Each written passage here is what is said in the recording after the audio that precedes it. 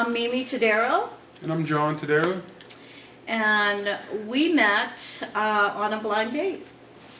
So I was married before, had 2 children, not really looking for a relationship, and friends of mine fixed me up with someone that he worked with, her husband worked with. Well, a friend of mine at work had wanted me to go out with a friend of his wife's, and I was a little leery on that first because my buddy was much older than me, so I was a little nervous about that to begin with. And from there, I finally gave in and told him that I would go out. So I gave her a call, and I did not know she was living with her mother at the time, and this lady answers the phone. And she sounded a lot older, so I was even more leery about going out because. It was my mother. So when I finally made a decision to call her, her mother had answered the phone, which I did not know it was her, so I hung up the phone because I thought that was her. And she sounded way too old for me because I was 24. And so I talked to him the next day at work, and he had told me that it was probably her mother that answered the phone, not her, so I felt a little bit relieved, so I called her back. So we set up a date, and we met at Rite Aid parking lot. We met up with her, and we went on a double date to the Olive Garden. We were married 8 months later. You know, through that 8 months, it was like every typical courtship, you know, me doing the most I can for her, and her doing the most she can for me. Just every typical. I started his car and made him French toast in the morning.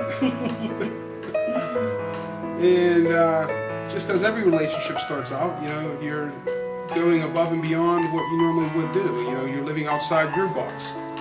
And 8 months later, we decided to get married. I was Catholic at the time and wanted to get married in the Catholic Church because that's all I really knew was the Catholic Church. And they wouldn't marry John and I because I was previously married prior to, and I couldn't understand that. So we were searching for someone to marry us. So we went to the Justice of the Peace. So we decided to get married on Thanksgiving Day at her family's house, which was actually usually a big party. So there was probably about 60 people or so at her uncle's house, and that's when we decided to get married. It was snow in that We really weren't involved in a church. I took my children to church. They were 5 and 7, and so they were in a Catholic school at that time.